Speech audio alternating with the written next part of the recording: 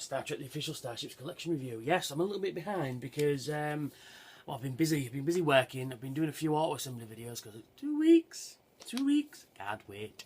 Can't wait. But enough about Transformers. We're doing Star Trek today, and we're going to do issue number 50, the beautiful, beautiful USS Enterprise NCC-1701 from Star Trek: The Original Series. None of this J.J. Abrams ass.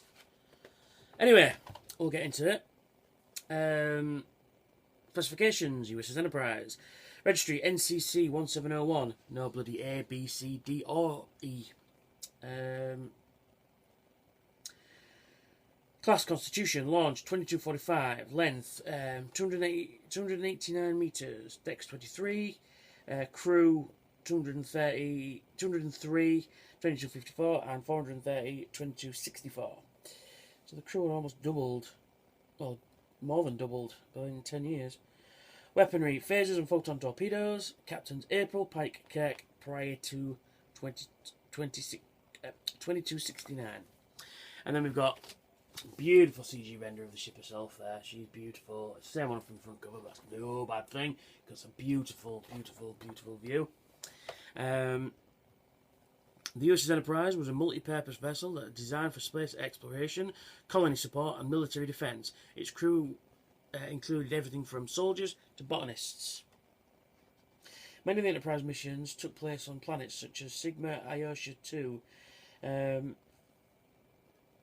Earth had contacted in the past, and because of the difficulties in early warp travel, had never been revisited again. The crew often found themselves trying to correct mistakes of the past and establish new and productive relationships.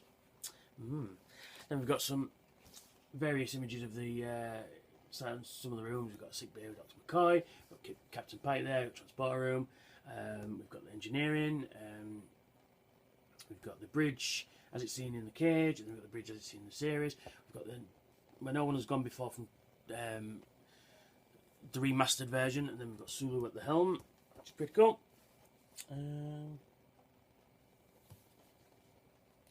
The helmsman was on the port side of the console at the front of the bridge, was also responsible for operating the ship's weapons.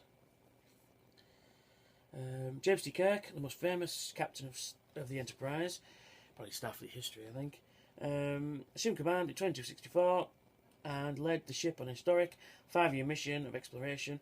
When the ship returned to Earth, Kirk was promoted to Admiral, and the Enterprise began an 18-month refit that transformed her. Then we've got some beautiful tech specs there. Beautiful. But just take note of this, where the registry number is. Just take note of that just for now. Right? It'll all become apparent momentarily. Yes. So, in 2268, the Kelvins modified the Enterprise engine so it could reach warp 11, a speed that would eventually allow them to reach their own galaxy. Nomad increased the efficiency of the engines by adjusting the matter-antimatter injectors and the energy release valves. After the modification, the ship could reach warp 11. Time travel. The Enterprise was the first Starfleet vessel to discover how to time travel.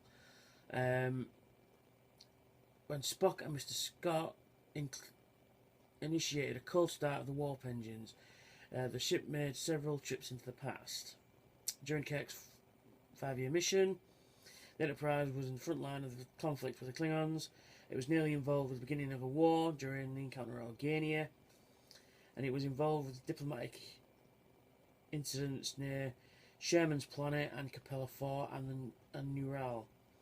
Neutral Zone. The Enterprise mission took her close to the Romulan neutral zone, and she pursued and destroyed a Romulan marauder that crossed it in 2266. And then we've got Design of the Enterprise, again one of my favourite sections of the book. And then we've got, you know, a photo of the studio model from the 60s, and then we've got a lot of the Matt Jeffries designs there, and we've got stuff that looks more like Flash Gordon, looks more like a rocket ship, and then we've got what would become the SS Enterprise, just seen in drawings in motion picture, I think, and on Enterprise, I think, as well.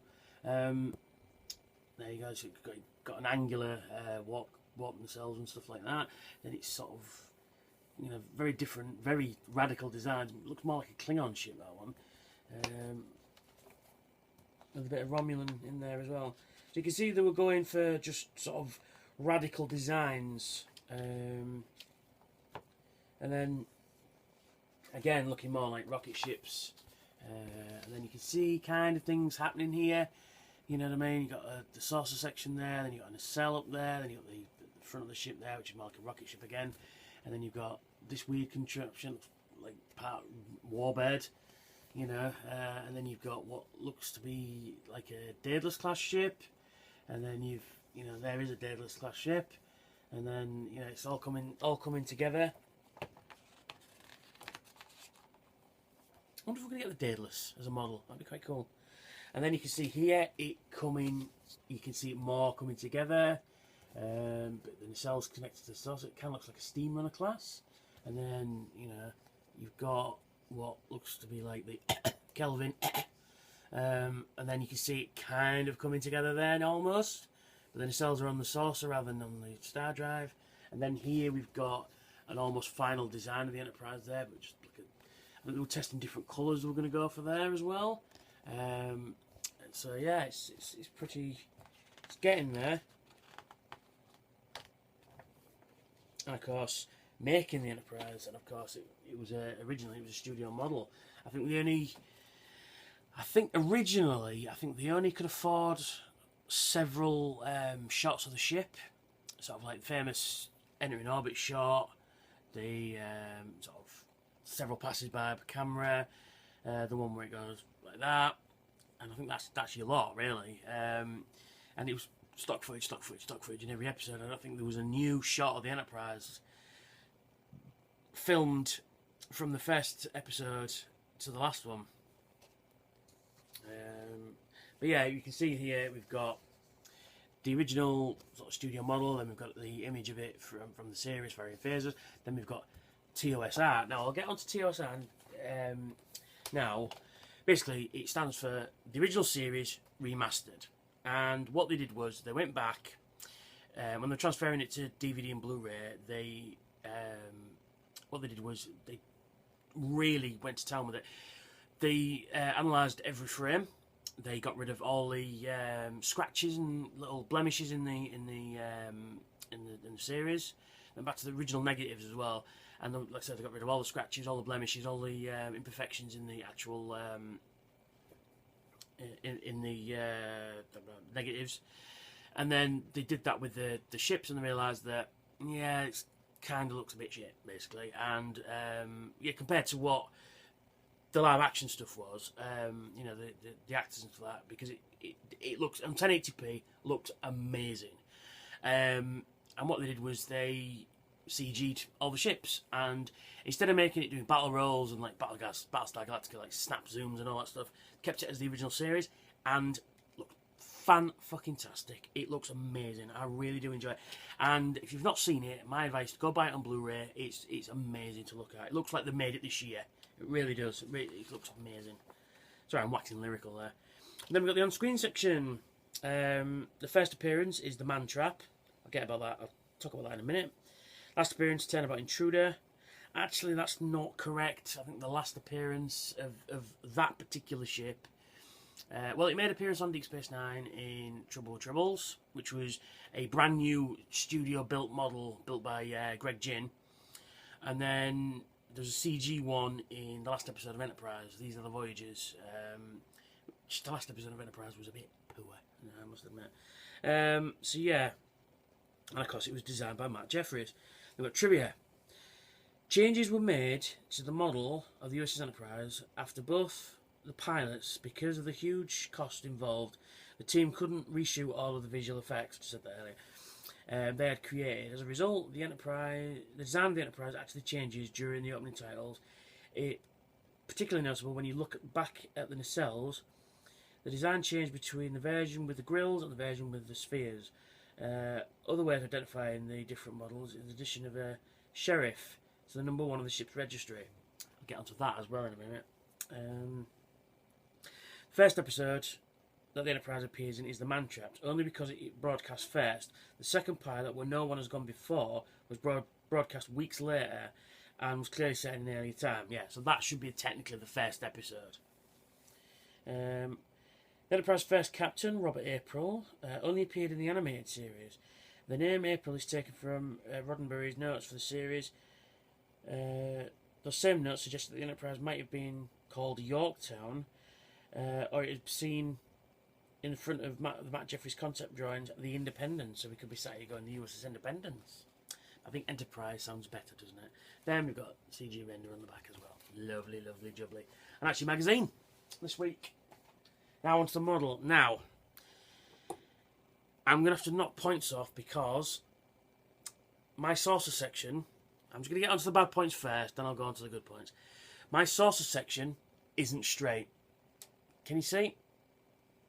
You can just see the nacelles there. You can actually see it there. Look, it's not straight. Waiting for a replacement. I don't know if I can just take that off and reattach it, but I'm waiting for a replacement. And also, like I said, the registry number. I'll show you this one because it's about the same size. Well, that's a bit bigger. Notice anything? The name and registry number out on straight. Bad Eagle Moss, bad. We had one job. But other than that, it's very nice. Colour's correct, sort of like an off grey white colour. The registry numbers and everything all straight on there. They've even got the the lights are all straight. These are a little bit higher up and should be a little bit more forward, but other than that, they're not that. I know that's no, they're straight. Yeah, straight. Yeah, sorry. Yeah, that's absolutely perfect. Look at the wrong angle. The underside is fine. The registry numbers are perfect there. Like I say, it's just the registry numbers just not straight, and the saucer section is not straight. Bad. Scale wise, I believe that the refit and this one are about the same scale, thereabouts. Can you see? Let's hold it. I think they're about the same scale, which is pretty cool. Scale issues in the with these models are fine because if you're doing it this big, if the original Enterprise is this big, the Enterprise D should be about this big. So it's. Oh yeah, the Sheriff. Yeah, this is the very dusty. This is the Mirror Universe version of the Art Asylum Enterprise. Now, the reason why I'm showing you this is because it's pretty much the studio version, the original studio version. Right? As you can see, they've got the points on the nacelles, the deflector dish is bigger, the bridge dome is bigger, and you've got the grills instead of the spheres. Right? And also, the intercoolers here, there's nothing in between them. What I'm actually showing you is also ignore the Mirror Universe symbol on there. As you can see on the one, there's no little sheriff on the ones sticking out, but there is on this one, and I never knew that. I never noticed that before. That's pretty cool. Apparently, we're getting a Mirror Universe version of this guy, which is awesome. So I'll just put that back for now. Yeah. And you destroy it. So yeah, I mean. Overall, I think it's good. Like I say, I'm knocking points off due to the fact that my saucer section is not straight, but I am waiting for a replacement. Hopefully that's on straight, because it's a bit. The one thing I was waiting for this bad boy, and it's a bit of a disappointment, especially the registry number. That was one job they could done, and you can see it's not straight. Just irritating. One thing they said as well, they said the deflector dish was going to be clear plastic, and it is, but it works though. I kind of like it. The nacelles, the buzzard collectors are nicely orange. They're clear plastic as well, and they catch the light quite nicely. But other than that, I think it's a really good version of the ship. I mean the Johnny Lightning ones, which I've put away, it's slightly small. It's about that big, and the registry numbers are straight on there. But yeah, the actual saucer section is fine. Another bad thing I've noticed as well. Actually, I didn't notice until I watched the Irish Trekkies video, and the paint where these windows are, if it'll focus. Got my fingernails need cutting, Jesus. That's not on properly. It's just out of alignment. Again, one job, and they missed it. It's same on both sides, actually. That is unacceptable, in my opinion. You know, because you're paying premium price for these things, and especially for this one, the one that I've been waiting for a long time. You know, it's like apart from a few glaring issues, I think it's a really well done ship. I think they've learnt the lesson from the Enterprise C somewhat, but not 100%, because I'll get to that when I do the Centaur, which I got delivered last week. It fits on the stand rather snugly. It fits on the stand quite nicely, but because of the shape of the actual connector for the saucer, you can actually connect it any which way you like, and it does fit quite nicely, and it's quite secure like that. Not all of them can do that, but this one can. That's pretty awesome, and it's quite snugly on there. So if you want to display it like that, you can, but you connect it to that, and of course you get the standard black stand, and on the bottom it says USS Enterprise NCC-1701. And then you go. The next stand's on the stand very nicely. Like I say, mine doesn't stand quite as well as it should, being because our saucer section is not straight. But yeah, I think it's a good shape, well worth picking up. Just wish I could alter the name and registry number. I'd like the Defiant version of the Constitution as well, the 1764. That'd be nice. That'd be nice and nice. So that's going in between the NX-01 and the 1701 refit.